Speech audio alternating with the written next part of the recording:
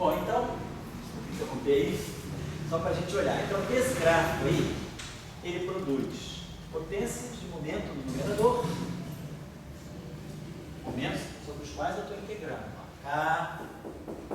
K, e produz momentos no denominador. Então, quando tem vértices com derivada, aparece momenta no numerador, por causa das regras de Feynman dos vértices. E os propagadores trazem potências de momento. Então, vamos começar a fazer uma ideia da contagem, da dimensão em momento do gráfico. Vamos olhar só. Essa dimensão em momento. Vamos ver só. Olha esse gráfico aqui.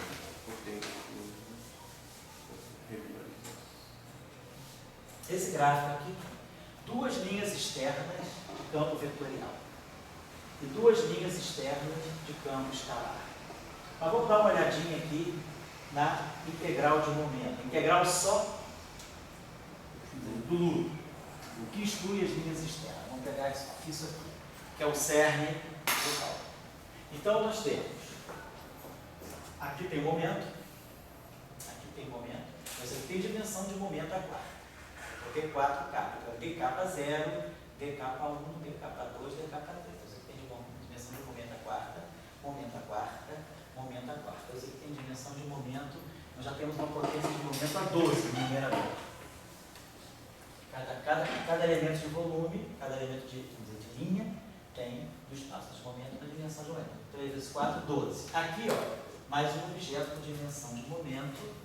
E aqui outro objeto com dimensão de momento. Então, tem uma potência de momento, a 14ª potência no numerador. É a contribuição de potência de momento no numerador. No denominador, quantos propagadores eu tenho? K2, 1, 2 momento, 4, 6, 8, 10, 12, 14.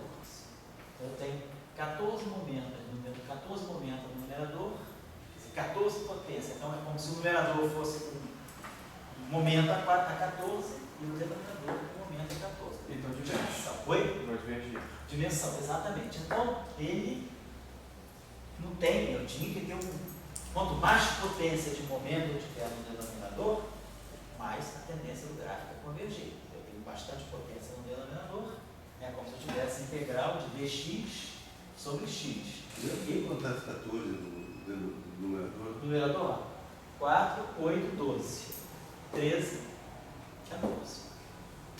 dx sobre x, isso aqui, ó, é adimensional. A mesma potência que está aqui é a mesma potência que está aqui. Esse gráfico diverge logaritmicamente. Se eu tivesse algo desse tipo, dx sobre x ao quadrado, esse aqui teria uma potência a mais do denominador. Teria dx sobre x, dx sobre x2. Então, dx sobre x2, isso aqui é 1 sobre x2.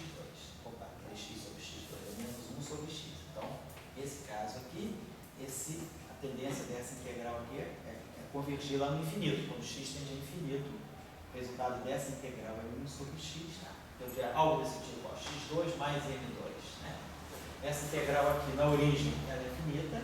Quer dizer, esse objeto aqui, x2 mais m2, todo mundo já fez esse cálculo um dia da obra tipo arco e tangente, né? Deve ser um arco tangente.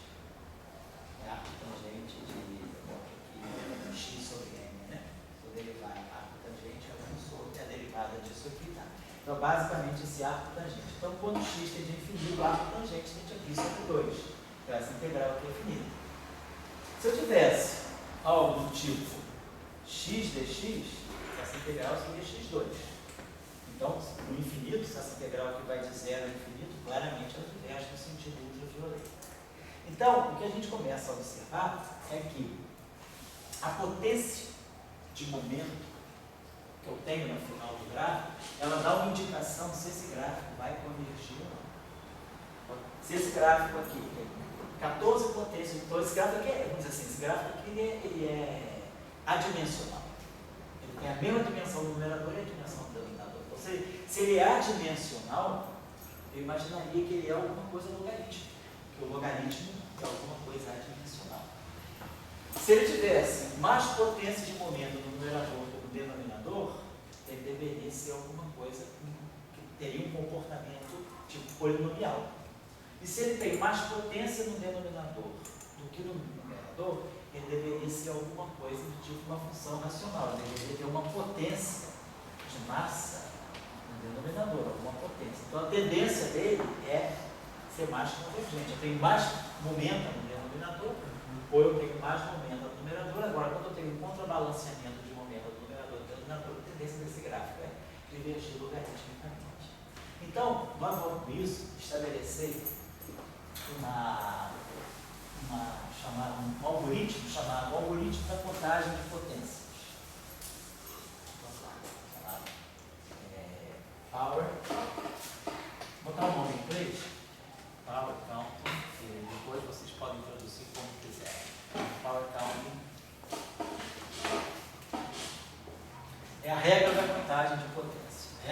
Tem várias regras. As regras de contagem de potência, elas vão ser uma maneira de eu olhar para o meu gráfico e ter elementos para dizer que tipo de divergência o gráfico vai ter, olhando apenas o número de linhas externas de um gráfico. Então, a ideia dessas regras de contagem de potência seria estabelecer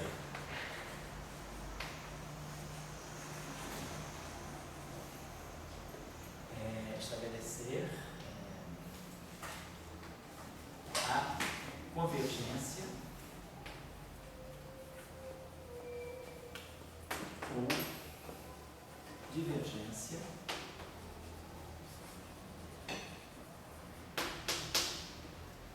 ultravioleta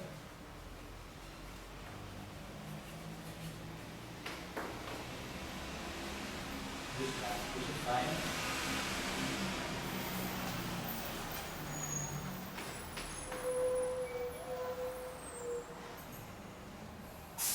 considerando apenas as suas linhas externas.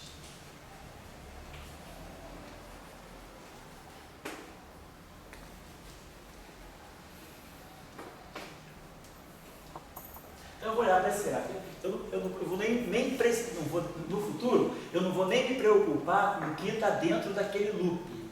Eu vou olhar quantas pernas vetoriais externas tem. 2. Quantos campos escalares externos tem? 2. Então, eu tenho 2 escalares e 2 vetores nas linhas externas. 2 no início e 2 no final. Com isso, eu já sei como é que vai ser o grau, se esse gráfico converge ou não. Então, para isso, nós vamos estabelecer esse tipo de argumentação que se chama regras de contagem de potência. Isso vale para qualquer teoria quântica de campos, em qualquer dimensão. Mas é para normalizar só campos de gráfico? Aí, por exemplo, para nós vamos ver como é que essa regra vai nos guiar no processo de renormalização. Por essa regra, eu sei se a teoria é renormalizável ou não. Então, vamos aprender. Né? Então, essa regra vai dizer, cara, você já sabe, tem o Lagrangiano, você já sabe derivar suas regras de contagem de potência, já sabe, minha teoria é renormalizável ou não. Vamos aprender. Então, para isso, tem um elemento importante em todo gráfico de Feynman, que são as chamadas relações topológicas. O que são as relações topológicas? As relações topológicas, vamos ver já. Elas estabelecem, né? Elas vão estabelecer uma conexão entre o número de linhas externas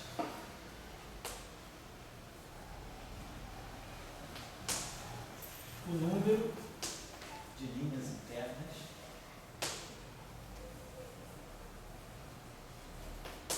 e o número de vértices a partir dos termos de interação.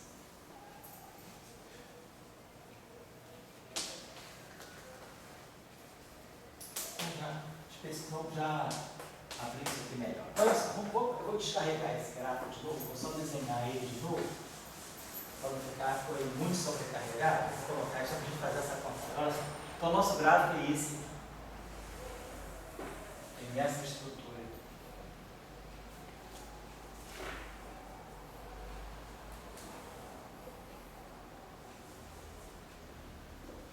Aqui entrou aqui, né?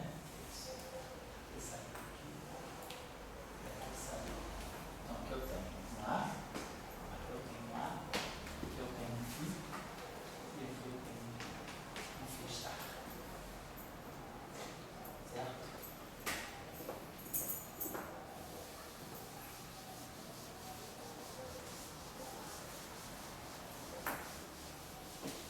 Então vamos observar o seguinte. Vamos olhar esse vértice aqui. Vamos chamar esse vértice aqui, que é o vértice de Gay, vamos chamar esse vértice aqui de V3. Esse aqui é o trivértice de Gauge. Vamos chamar esse vértice aqui de V4. Que é o quadrivértice de Gauge e trivértice de Gauge. E vamos chamar esse vértice aqui, que é o vértice de alta interação, vamos chamar de vértice V lambda, que é o vértice onde eu tenho só alta interação dos campos de Gauge.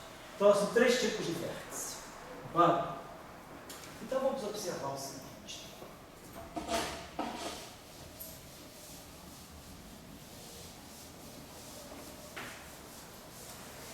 Cada linha interna, cada propagador escalar, ele tem essa estrutura. Ele sai de um φ star e vai para um φ. Então ele conecta, cada linha interna escalar, ela conecta um φ star com um φ. E cada linha interna, então, a linha interna ela está sempre delimitada por dois vértices. A mesma coisa acontece com o propagador. O propagador vetorial é uma linha interna. E aí aqui eu tenho um A e aqui eu tenho o outro A. Tem dois A's. Então, cada linha interna, ela conecta um escalar com outro escalar, ou um vetor com outro vetor. Tá? Então, cada linha interna, por exemplo, se eu pegar, por exemplo, essa linha interna, eu estou aqui pegando essa linha aqui. Então, ela vai me conectar φ com φ star ou φ star com φ. E essa linha aqui vai me conectar com A com A. Observe então o seguinte, aqui. Cada vértice esse vértice aqui tem três linhas. Ele tem sempre uma linha de star, uma linha sem star e uma linha vetorial. Esse vértice aqui tem duas linhas de φ, um φ star, um φ, uma linha de V e outra linha de V. Então, esse vértice aqui, ele contém duas linhas escalares e duas linhas vetoriais. Aquele vértice aqui não, esse vértice aqui contém quatro linhas escalares. Exatamente. Então, eu poderia pensar o seguinte, vamos pensar, se eu pegar cada linha interna de φ, claro que cada linha interna de φ, ela conecta um φ com um φ star. Então, cada linha interna do campo escalar, ela está conectando um escalar com o outro escalar. E ela conta, então, por dois escalares. Vamos colocar assim, que cada linha externa de escalar, ela tem, essa linha externa, ela conta apenas um campo escalar. Uma linha interna conta dois escalares.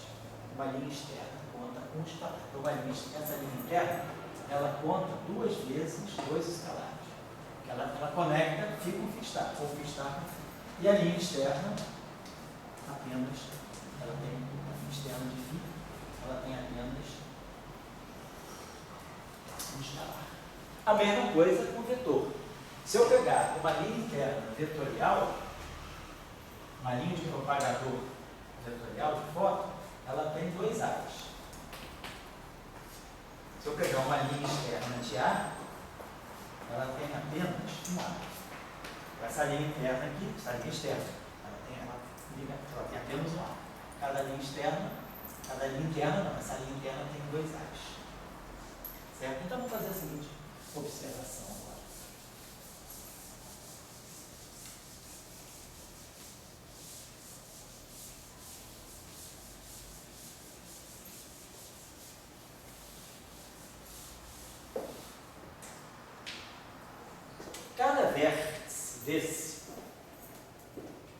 Cada vértice tri, ele tem duas linhas de φ e uma linha de A. Cada vértice 4 tem duas linhas de φ e duas linhas de A. E cada vértice lambda tem quatro linhas de A. Então vamos pensar o seguinte, se eu pegar o número de cada vértice 3 carrega duas linhas de A. Vou pegar um vértice 3. Então, o vértice 3, ele carrega duas linhas. Então, vamos fazer o seguinte, vamos observar o número de linhas de A, vamos contar desse, vamos pegar, nós temos dois tipos de campo, o fio A. Vamos tentar calcular, vamos tentar estabelecer uma relação que me dê o número de linhas escalares internas ou externas, o número total de linhas escalares. Então eu vejo o seguinte, cada linha interna escalar, quero contar o número de linhas escalares. Então, cada linha escalar interna,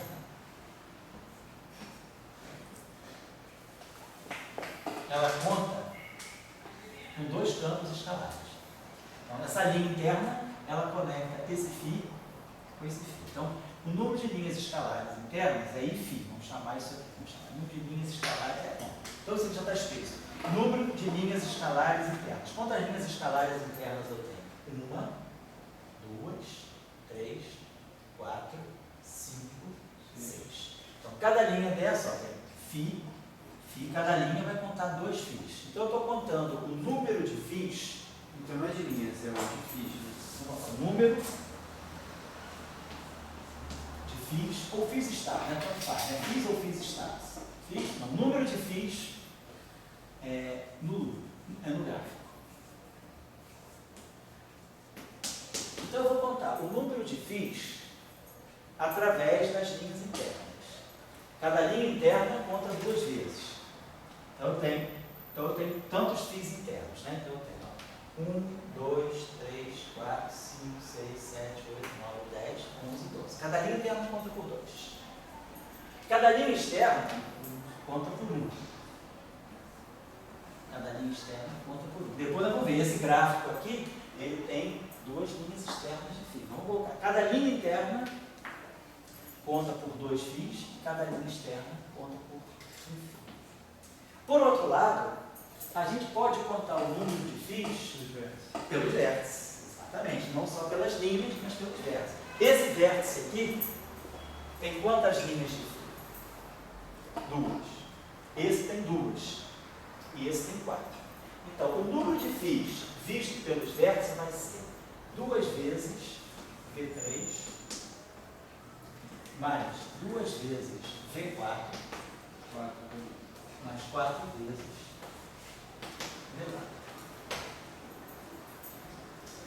Tá claro? Então, cada propagador carrega um tipo de campo. Então, eu posso... isso vai dar uma relação topológica que ela vai começar a relacionar linhas internas, linhas externas e vértices. E as regras de Feynman, elas vão ser muito importantes. A linha interna, o que a linha interna carrega? Um propagador. Então, a linha interna carrega uma potência de momento no denominador. Carrega momento no denominador. E carrega, claro, cada linha interna é um propagador. Nós vimos que cada propagador é desse tipo. Ó. Denominador. Integral C4 do capa 1 sobre capa 2. Na aula passada, cada linha interna carrega um momento no propagador. Depois, se eu usar os vértices, tem as funções delta, eu começo a cancelar isso aqui para poder saber o número de loops. Mas, em princípio, cada linha interna, ela carrega potência de momento do elemento de volume, do espaço desmomenta, e potência de momento do propagador. Cada linha externa, não, ela fica externa. Ela só carrega um tipo de campo. Cada vértice carrega o número de linhas, quer dizer, cada vértice carrega o número de linhas de campo naquele vértice. Então, se eu estou olhando só linhas, só campos escalares, eu tenho 2 escalares aqui, certo? Então, vamos dar uma olhadinha, vamos ver esse gráfico aqui. Quantas linhas internas eu tenho? De φ. 1, 2, 3, 4, 5, 6. Então, 2 vezes 6, 12. Quantas linhas externas de φ eu tenho? 2. Quantos trivértices de gauge eu tenho? 1, 2. 2 vezes 2, 4. Quantos vértices aqui eu tenho? De 2 vértices de gauge com 4 V4. Eu tenho um V4 só naquele gráfico. Então, esse fator aqui dá 2. E quantos V lambda eu tenho? 1, 2. 4 vezes 2, 8. Então, foi 14 igual a 14. Então, a gente contou dessa forma o número de linhas de φ vistas pelas linhas internas e externas e o número de φs visto pelos vértices, pela estrutura do vértice. Certo? Eu contei. Então, isso me estabelece uma relação que a gente chama de relação topológica, porque ela depende só da estrutura dos vértices da teoria. Então, eu estou contando o número de φs que estão ligados a esse gráfico aqui, tanto internamente quanto externamente. Vamos olhar agora o número de A's. A mesma historinha. Cada linha de A, cada propagador fotônico, ele tem duas linhas, sempre uma no início, outra no final. Então ele tem dois fios, ele conecta dois fios. Então ele vai carregar, cada linha interna carrega dois fios. Cada linha interna carrega apenas um campo, um A. Agora, cada trivértice de gauge carrega apenas um A. Então cada vértice 3, ele conta apenas uma linha de A. Porém, cada vértice 4 conta duas linhas de A.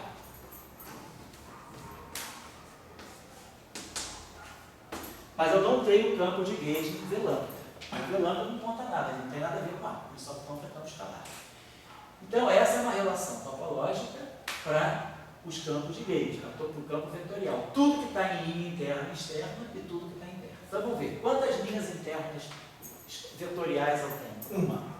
Tenho apenas um propagador de fóton. Então, 1 vezes 2, 2. Linhas externas, tenho duas. Quantos trivértices eu tenho? 1, 2. Quantos quadrivértices eu tenho? Vetor de gauge. 1. 2 vezes 1. Estão cuidado. 2 vezes 2 é 4. 4 lá, direitinho. Então, essas relações vão ser muito importantes para nós, para a gente fazer um processo de simplificação na hora de fazer a contagem de potência. Nós vamos tentar ao máximo caracterizar o gráfico pelo número de linhas externas, porque, dado o processo físico, eu posso desenhar muitos gráficos distintos dentro dessa estrutura externa. Eu posso botar um loop mais louco, eu posso botar 300 loops aqui dentro. Um fio, um freestyle. Então eu posso, dado o número de linhas externas, eu posso mexer à vontade nos loops.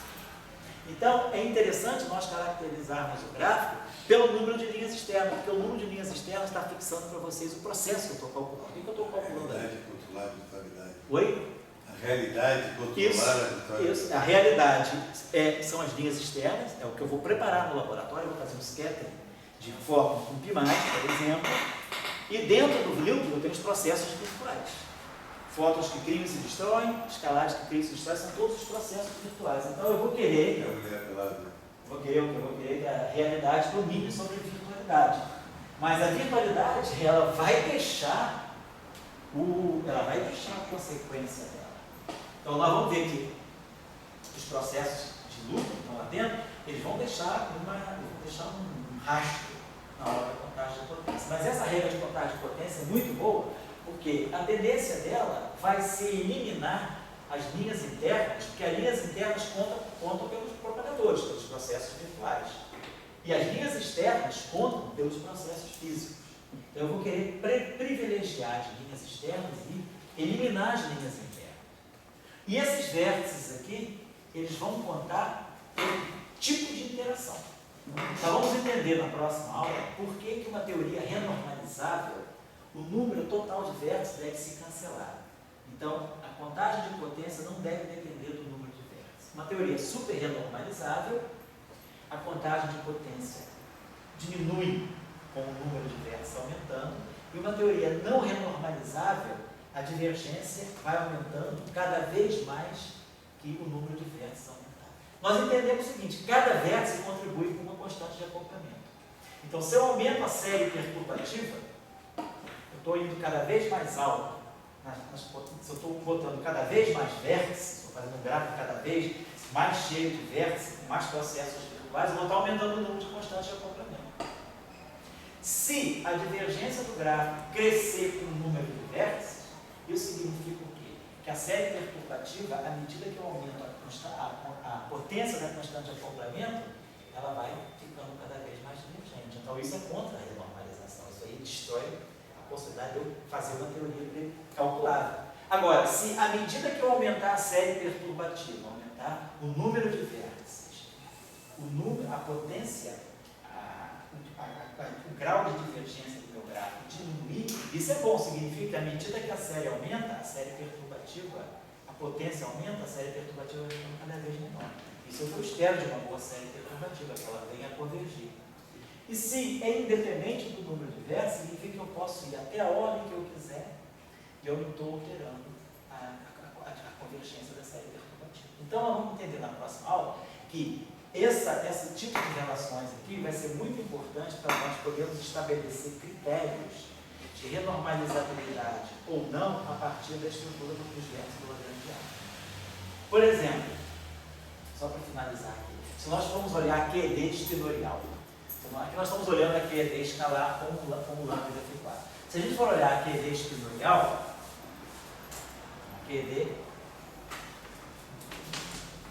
a QED espinorial é muito simples, ela tem um vértice só. Ela tem só esse vértice. Psi barrado, psi, amigo. Então ela só tem uma estrutura de vértice. Ela não tem momento, não tem nada. Então a relação topológica dela é simples. Eu só tenho psis, só tenho campo fermiônico e campo fotônico. Então se eu for olhar as relações topológicas, por exemplo, essa aqui, eu vou ter cada linha interna fotônica contribui com 2 A's. Cada linha externa fotônica contribui com 1 A. Então, isso é o número de A's contado pelas linhas. Agora, cada vértice, só tem um tipo de vértice naquele espinorial, só tem esse vértice. Então, cada vértice contribui com 2 psis. Então, eu vou ter aqui 2 V. Se eu pegar a linha do psi, cada linha interna do psi também, ela contribui com só 2. Aqui, se eu pegar a linha de psi, ela vai ter 2. E aqui, mais psi, eu vou ter 2. Então, essas são as relações topológicas para que deixe Não é V? Oi? Por que 2V? Porque tem 2 psis.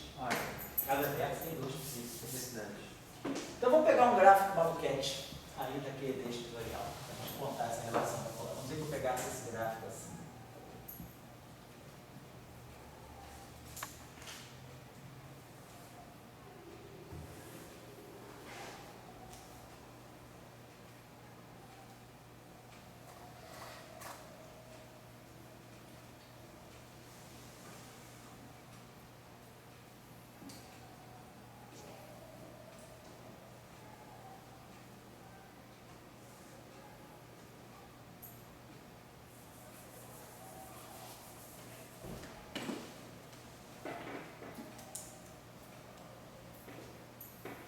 Pegar esse gráfico.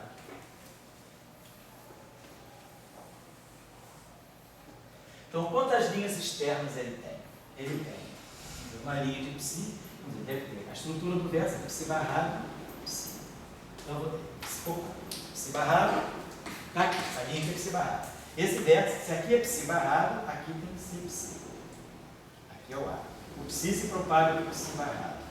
Se esse vértice tem psi barrado, aqui tem que ser psi. Então, aqui vem psi barrado, aqui é psi barrado. Aqui é psi. Aí psi se propaga para psi barrado, psi, psi barrado, psi. Né? Psi barrado. Aí cada vértice tem que ter um psi barrado e um psi. Então aqui só pode ser psi, aqui é o fóton. Psi se propaga para psi barrado. Dentro do propagador do fóton é psi barrado, psi. Não tem psi, nem psi barrado, psi barrado.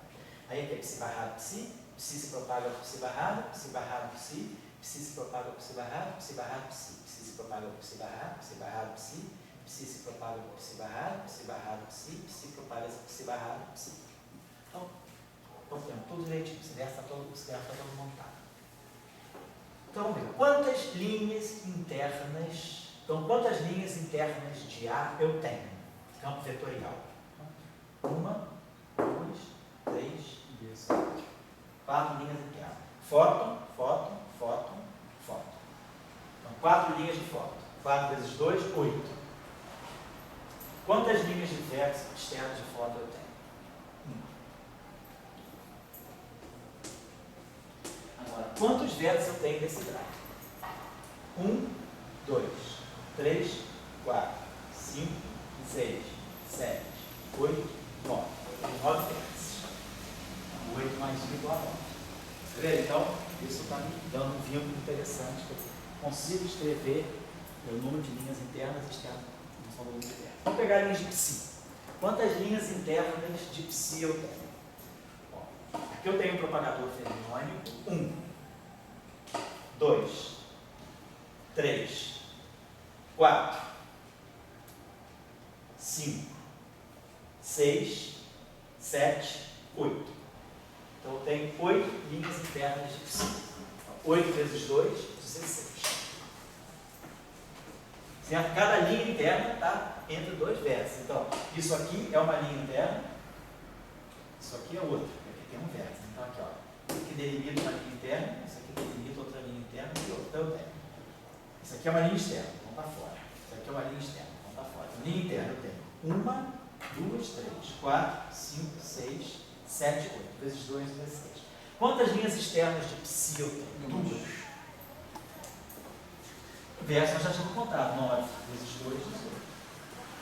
Então, relação topológica. Então, qualquer dado, qualquer tipo de interação, vocês sabem contar com o número de linhas externas e linhas internas e relacionar linhas externas e vértices. Certo?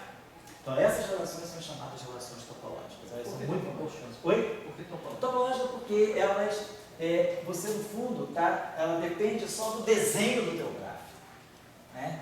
Quer dizer, você tem apenas o tipo de linha e você, vamos dizer assim, topológica no sentido de que independe do tipo de, se isso aqui é psi ou é φ, não importa, não depende muito do tipo de campo, depende do desenho do gráfico e da estrutura dos vértices. Só por isso. Tá? Então, essas relações vão ser importantes para a gente completar na próxima aula o nosso programa do Power Count. Tá bom? Isso é a parte mais chata do Power Count, porque tem que ver essas relações. Se a gente entendeu isso, o resto é fácil. Isso não é fácil, né? É só colocar a potência de momento depois. E aí a gente vai olhando para o gráfico, é isso que eu quero desenvolver em vocês, esse feeling. Vocês olhando para o Lagrangiano, bateu o olho no Lagrangiano, você já sabe se a teoria é renormalizável ou não. A gente vai aprender, não precisa ficar fazendo cálculo. Claro, depois é renormalizável? Eu preciso calcular, agora eu vou calcular. Ou você sabe, eu quero construir uma teoria renormalizável. Aí você constrói por argumentos de simetria, constrói um Lagrangiano. Você olha para ele e você já vai ter o medo de não, ele não está dando renormalizado. Então joga fora esse, pega outro. Então a gente tem que criar metodologia para saber o tipo de Lagrangiano que a gente vai estudar, tá bom? Então na aula de sábado vai ser a aula 12.2, a gente conclui esse tipo de discussão. Muito divertido isso